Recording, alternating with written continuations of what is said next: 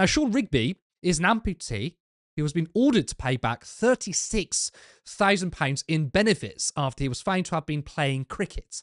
Yes, this is real. Shaun Rigby from Telford had his personal independence payment withdrawn after a video emerged showing him take part in a game of cricket. But his family said, playing cricket does not negate Shaun's disability. It showcases his determination to lead a fulfilling life.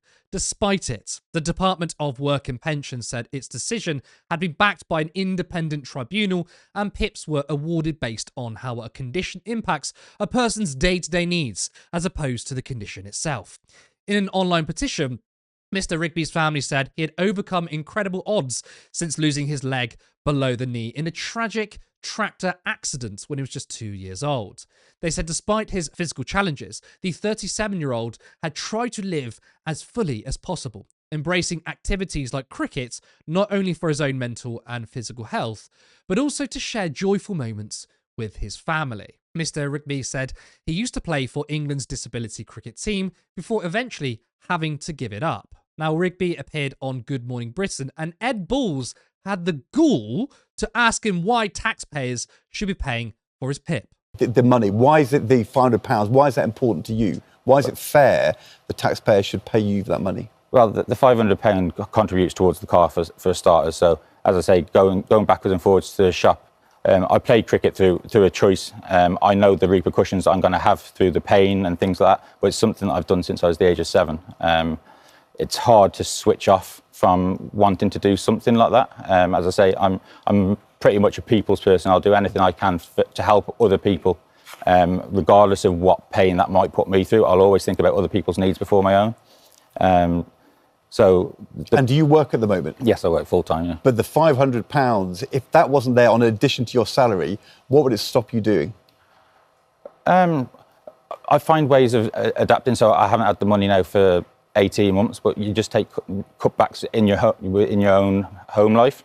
So we just do less things as a family and things like that with the kids. This is insane. Really insane stuff. I mean, personal independent payments is an equalizer. So being disabled comes at extra costs. This is true. So the government funds those extra costs by way of PIP. So those with disabilities are not out of pocket, right? But this is what we've come to. The way we view this is that those who claim benefits, they must lead miserable lives. They cannot have fun or hobbies. It's sickening. I mean, this man is an amputee. His life is already more difficult compared to those of us who are able-bodied. And PIP was just simply there to help. And it's only in a small way. Now this man has to pay £36,000. £36,000. But not only that, but have the misfortune of being asked why he deserves this money from Ed fucking Balls. Now, what people don't understand is that those who moan and moaned about scroungers and those who don't deserve disability benefits did this thing, right? This policy or this thing has happened to this man because of those out there who cry about benefits, right? This policy is a direct result of people's selfish attitudes, right? If your politics is attacking those who are perceived to not need PIP or any other form of allowance, right?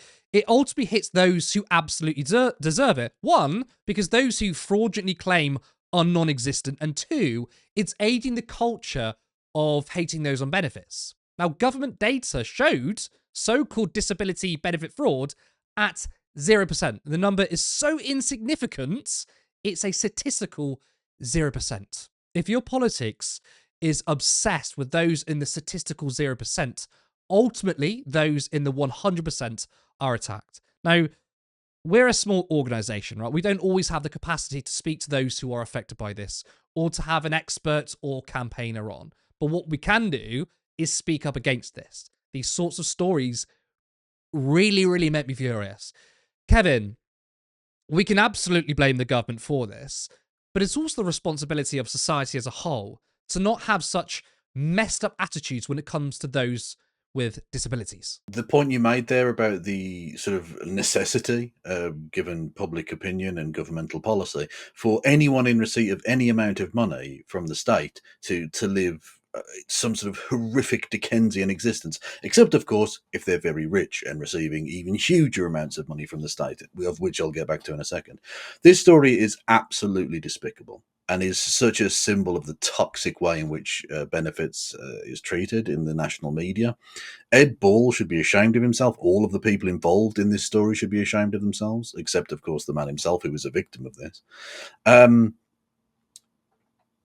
Surely we should be trying to encourage people with disabilities to remain active in terms of their social lives, because of course loneliness is a huge problem which can affect mental health as well as physical health, and generally quality of life. And secondly, for the physical fitness of the people involved. Now, of course, in a lot of cases this won't be possible, but the whole point of the personal independence payment is that it financially covers the costs of remaining physically independent and getting out there, including, if you're a cricketer, playing cricket. He said himself he has to go through physical pain to endure that, but he will do so. Surely that's a good thing. Surely that is a wise investment of public money to ensure that this person's quality of life is improved, this person's physical and mental health is improved. Because I imagine in the last 18 months, that has not been the case. As he said, his family life has been affected financially because of all of this. It's so disgusting to me that we force people into this situation. As a society, there is a real nasty culture of spitefulness, of this whole skivers and strivers mentality. As he pointed out, he works full time. Most people in receipt of universal credit in work credit are in work. Okay, what we are is a nation whose government are so obsessed with doing everything the business wants that we will undercut, or sorry, we will underwrite the poor wages given to people like this man, so that the companies themselves don't have to actually pay for it. In terms of the ferocity with which they'll go after benefit claimants in any way whatsoever, if they even break the rule in the slightest way, where is that ferocity for the bankers who have stolen billions from the British people? Where is that ferocity for the people who stole PPE money? £200 million from Michelle Mone not being dragged out of her, is it? Exactly. Whereas this 36 grand from this guy, why is it they only ever go after the poor and never ever the rich? When the rich take money from the government, it's fine. When the poor do it, they have to beg and grovel and live on gruel and nothing else. Otherwise, they're living high on the hog. It's a disgrace. It's the embeddedness of classism within us, though, because when a rich person is seen to be taking something, it's seen as smart.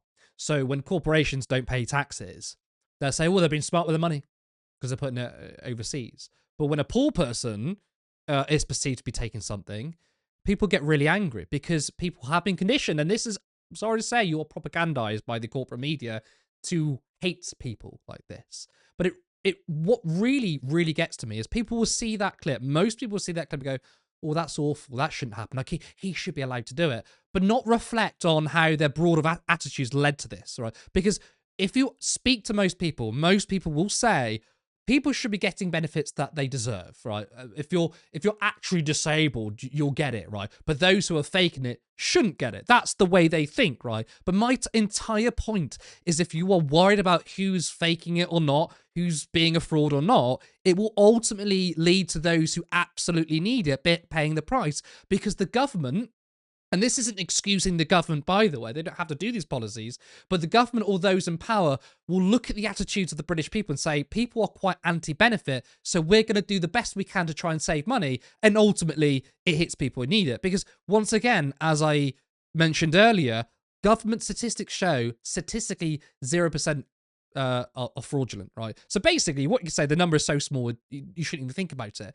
So if you're looking at making cutbacks or attacking people on benefits, you're going to hit people. The entire DWP scandal, where people were literally killed. What about 330,000 people killed due to austerity? A lot of that came by the way of benefit cuts. But people can't make that connection. They'll just go, oh, well, this poor man, he should have his benefits, but it's other people. But when you focus on the other people, this is going to happen. You're never going to break the cycle. To me, I think, look, maybe it's controversial to say. I don't think it is, but other people might think that. I don't care if there are one or two people who are gaming the system. I really don't. And I'll tell you why. Because we have insane levels of inequality. Our next story is going to show that. We have corporations and billionaires who use our public utilities, who use our workers, who use our National Health Service, and then don't want to pay any taxes. They either don't pay any taxes or pay very little. They'll send in lobbyists to our parliament so they can pay less, right? And that's the tunes of billions, right? That makes natural difference. To me, that's the priority. If someone's claiming £200 a week or £150 a week, and maybe they don't really need it, maybe not, I don't give a fuck. Right? Until we sort out inequality, until we sort out the corporations who are decaying our society, then I'm sorry, I'm not going to worry about someone who may or may not needs benefits. Because if you do focus on that, then the scenario in which Mr. Rigby finds himself in is an outgrowth of that very attitude of trying to find who deserves it, who doesn't deserve it. Focus your priorities on the bigger picture, which is the fact that the 1% literally own everything. Our society is decaying. Democracy is being destroyed because we have global corporations and tech pros pretty much owning everything in society. And your worry is that someone might be fraudulently claiming. This is on you. Guys, this is on you, those that think that way. Sorry to say. Exactly. Yeah. No, I absolutely agree with you. I don't care if a few people are gaming the system, as long as everyone who genuinely needs it is covered. Yep. I'll put up with that.